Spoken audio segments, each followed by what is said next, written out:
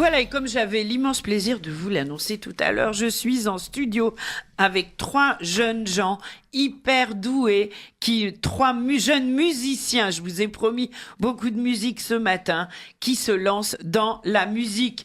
Klezmer, c'est le trio Canaille ou le Canaille Trio, comment on dit ? Canaille Trio. Canaille Trio, d'accord, c'est le Canaille Trio. Et je vous souhaite à tous les 3 une bonne année 2019 fructueuse, avec beaucoup de musique, beaucoup de concerts, et voilà, tout ce que vous souhaitez. Alors, on va vous présenter à ma droite Balthazar Ruff, à ma gauche Élie Hackel, en face de moi Raphaël Froissart. C'est exactement ça. Voilà. Et vous allez vous présenter, nous parler de vos instruments et puis de votre parcours. Parce que je crois que vous avez un parcours au départ conservatoire assez classique. Alors, on commence avec Élie Hackel. Tout est juste. On a eu chacun des parcours assez différents, mais assez communs de ce point de vue parce qu'on a été tous au conservatoire, dans des conservatoires différents. Pour ma part au CERA de Paris, puis après au CNSM de Paris. Donc on a un bagage classique au fur et à mesure des années qui s'est développé, mais du coup l'enjeu du klezmer qu'on essaie de transmettre, c'est ça, c'est un peu avec les outils de la musique classique, de découvrir des possibilités nouvelles avec ça, quoi, de ce point de vue. Voilà. Et alors comment vous vous êtes rencontrés en fait ? Qui veut répondre ? On était dans le même conservatoire avec Raphaël, Élie. oui. Et puis on était en fait aussi dans le même lycée qui était horaire aménagé, lycée Racine. On avait du coup l'école le matin et l'après-midi on avait du temps pour faire de la musique. Ah, c'est génial. Voilà. En fait, surtout ça a commencé surtout dans les intercours. On se voyait souvent entre les cours autour d'un piano et on faisait de la musique dans le couloir. Voilà, et puis on faisait dans le couloir, ce qui énervait beaucoup les professeurs. Et vous faisiez déjà du klezmer. Et on faisait déjà du klezmer en fait. Du jazz, du klezmer. Du jazz, beaucoup de musique manouche aussi. Et on faisait surtout ça pour s'amuser en fait. Et ça énervait les profs. Ça énervait les profs. Moi, je suis pas prof et ça m'énerve pas, donc tout va bien. Ok, mais c'est très très sympa. Alors, si je dis qu'à vous 3, vous avez à peine un peu plus de 60 ans, c'est vrai ? Ouais, même. Voilà, même moins. Je crois qu'on a moins. Même moins.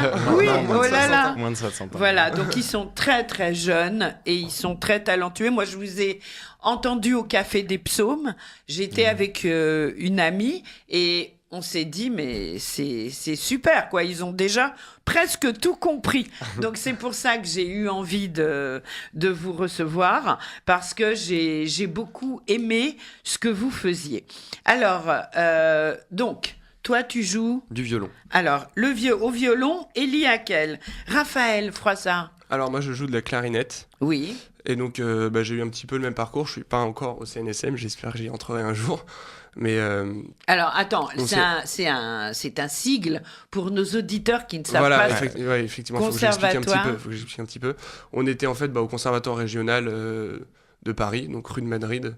Et donc moi, j'ai un parcours effectivement classique, mais j'ai eu des cours de klezmer en fait quand j'avais de 12 ans à 14 ans, en fait, j'ai pris des cours de klezmer avec Eida Björk-Johansdottir, que je tiens à saluer d'ailleurs. Oui, moi aussi, je l'ai souvent eu à ce micro. Ah oui, je savais pas. Et elle est très talentueuse. Oui, c'est la fondatrice du groupe Klezmer Chaos. Oui, bien sûr. Et donc en fait, elle habitait dans mon quartier, et j'ai vu un jour une annonce pour des cours klezmer à la bibliothèque.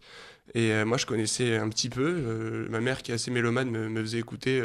quand j'étais petit, de la musique yiddish et aussi beaucoup de musique tzigane. Ah oui. Et voilà. Et quoi comme musique yiddish, tu t'en souviens ? Quand j'étais petit, je pense surtout des comptines yiddish. Ah, c'est bien. Et puis on avait vu aussi des films de Tony Gatliff, donc voilà, je connaissais un petit peu, j'arrivais à associer un petit peu le genre musical au terme klezmer. Et donc j'ai pris des cours avec Eida Björk-Johansdottir. Et en fait, elle habite plus en France, je crois. Elle habite plus en France, elle est partie à Casablanca, oui, c'est ça. Ah, elle est à Casablanca, d'accord. Mais elle est issue d'un pays nordique. Elle est issue d'Islande. D'Islande, je me souviens, oui. Donc c'est assez original, effectivement. Oui, je me rappelle, une jolie jeune femme blonde. Hein. Ouais. Oui. Et donc, en fait, c'est une musique qui m'a tout de suite parlé, très expressive, que j'ai tout de suite adorée. Et puis je me rappelle qu'elle m'avait donné du coup une clé USB avec l'intégrale de Jorah Feldman en fait, et j'écoutais ça en boucle. Super. J'écoutais ça en boucle et j'essayais de reproduire le même son à la clarinette, voilà. très bonne formation. C'est quand même Giora Feldman, c'est le premier qui a mis la musique klezmer qui était de tradition orale en partition, et c'est exceptionnel, c'est vrai. Et c'est vrai que pendant des années, en fait, je connaissais que Giora Feldman. C'est vrai que je connaissais vraiment que ça. Pour moi, le klezmer, c'était uniquement ça. C'était Giora, bien sûr. Et en fait, en rencontrant Elie, il m'a fait découvrir beaucoup plus de répertoire. De répertoire, bien sûr. Oui. Pardon. Balthazar, ton instrument. Alors moi c'est le piano. Alors aujourd'hui je suis beaucoup orienté dans la composition, dans la production. Donc c'est moi qui entreprends souvent les parties enregistrement, les parties de production du Canaille Trio. Voilà, donc moi Et alors ta formation? Alors classique. Oui. Au début j'ai commencé le piano classique à 6 ans.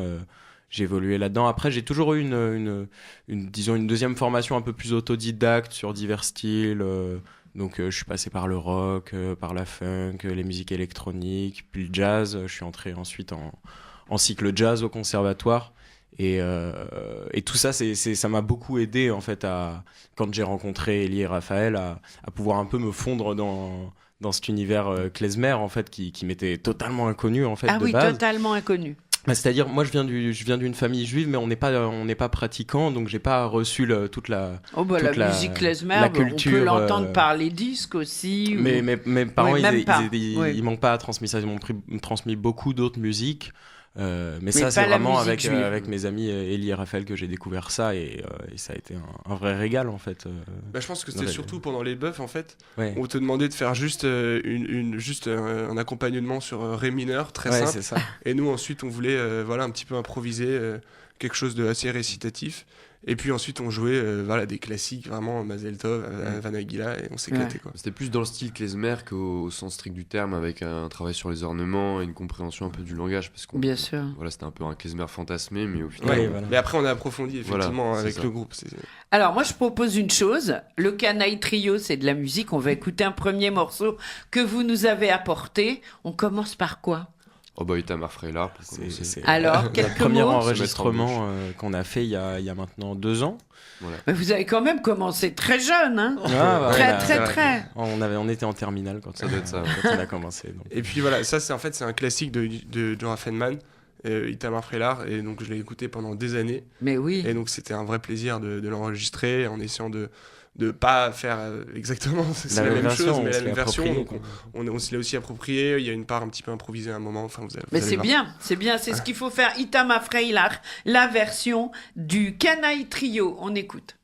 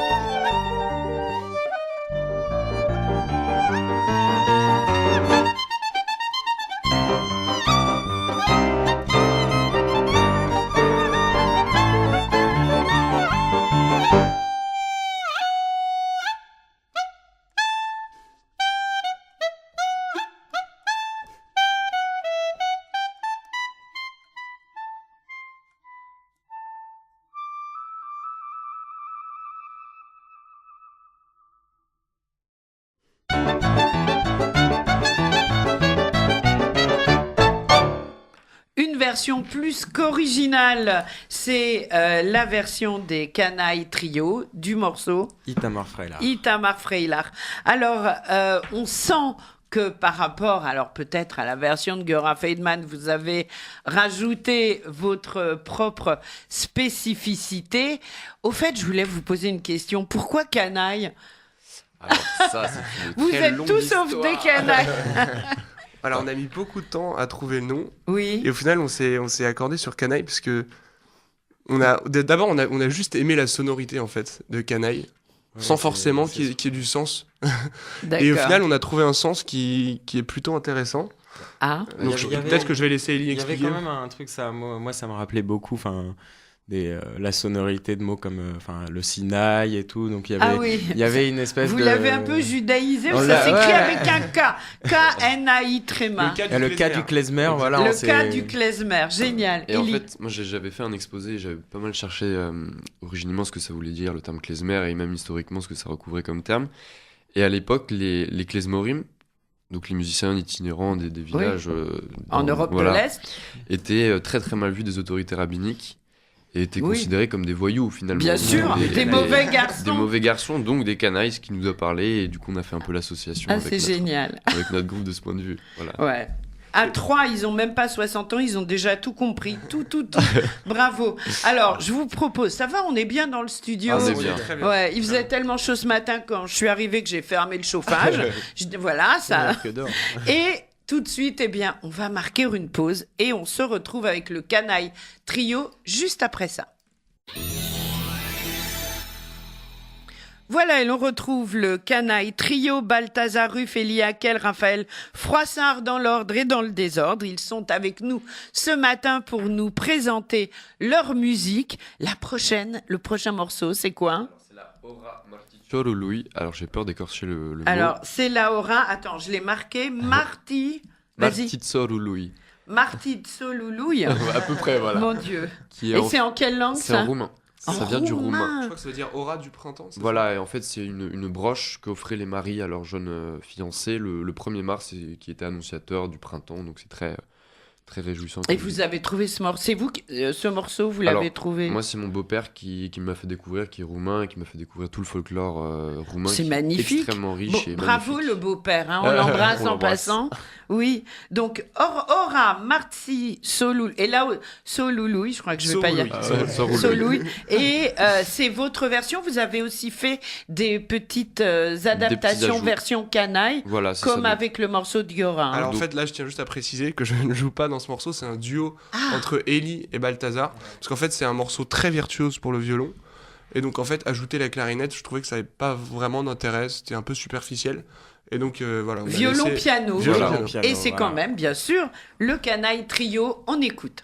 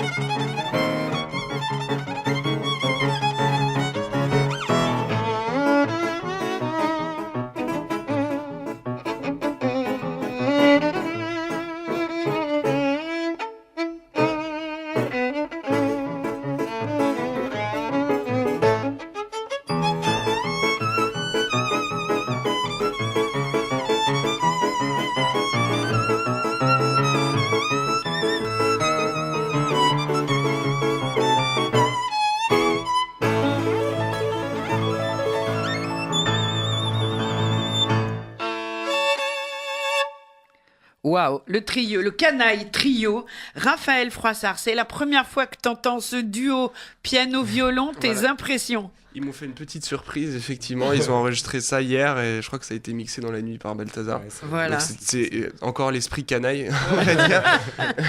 Alors, justement... non, j'aime beaucoup. En fait, ce que vient de me dire Balthazar, c'est qu'il a mis des trombones sur le piano. Donc, il a fait comme un piano préparé. Et donc, ça donne un son un petit peu percussif et de cymbalum. Donc, c'est très intéressant. Voilà, le cymbalum, l'instrument klezmer par excellence. Et puis, une très belle cadence au violon aussi, très virtuose de Ellie. On est bien d'accord. Ouais.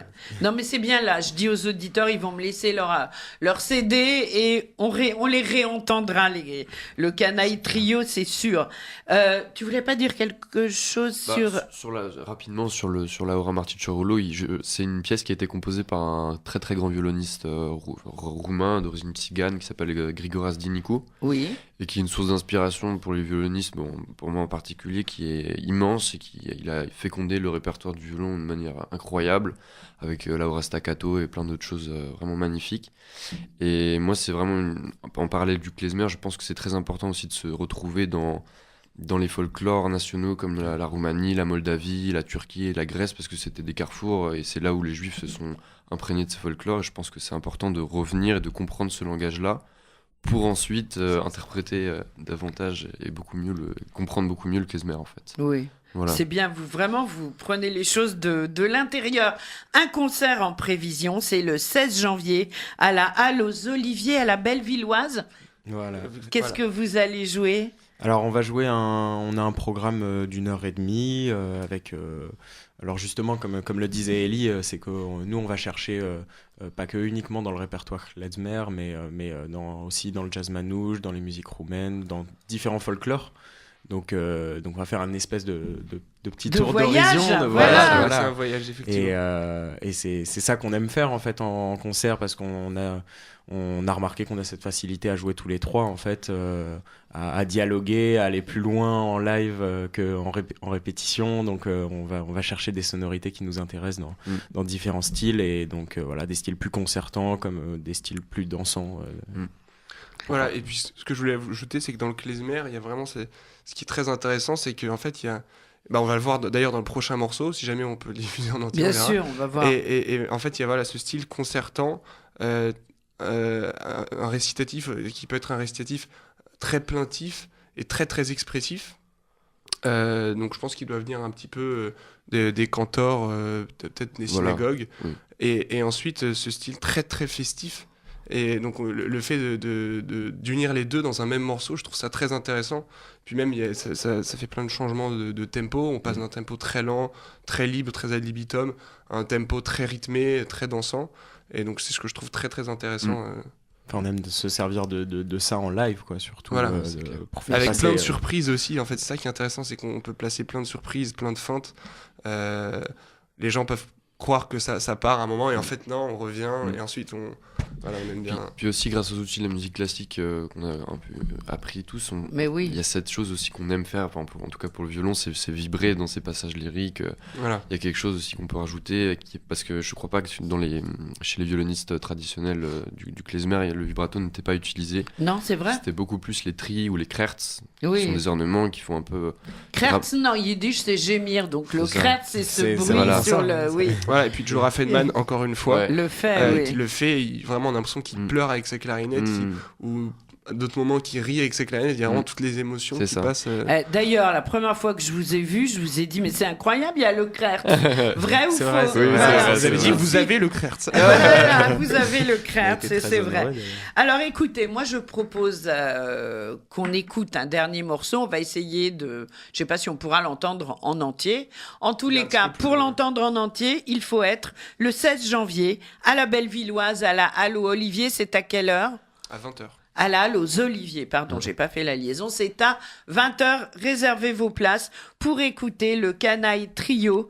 Alors, le morceau s'intitule, le dernier Wedding Dance. Wedding, En fait, c'est une danse de mariage. On n'avait pas vraiment de nom pour ce morceau. Oui. Mais on l'a relevé en fait d'un medley. Bah en fait, moi je l'avais découvert sur l'album Fiddlers in the House de Perlman. Bien sûr. Et j'avais trouvé ce morceau absolument exceptionnel. Puis il y avait aussi le documentaire magnifique sur le rapport avec le de Perlman, qui est absolument génial avec les Klezmatics, Brave Old New World, Andy Stockman, tout ça. Et j'avais écouté ce morceau qui m'avait fasciné et beaucoup plu, et du coup on l'a relevé, et puis après on l'a mis à notre sauce, quoi. Balthazar, Elie, Raphaël, Elie, Balthazar, bravo pour ce que vous faites, pour la recherche en profondeur, pour le son qu'on a tant de plaisir à écouter. On vous souhaite plein de succès en 2019 et on se quitte en écoutant ce dernier morceau des Canailles Trio, Wedding Dance. Grosse bise, à bientôt. Merci. Merci, à bientôt.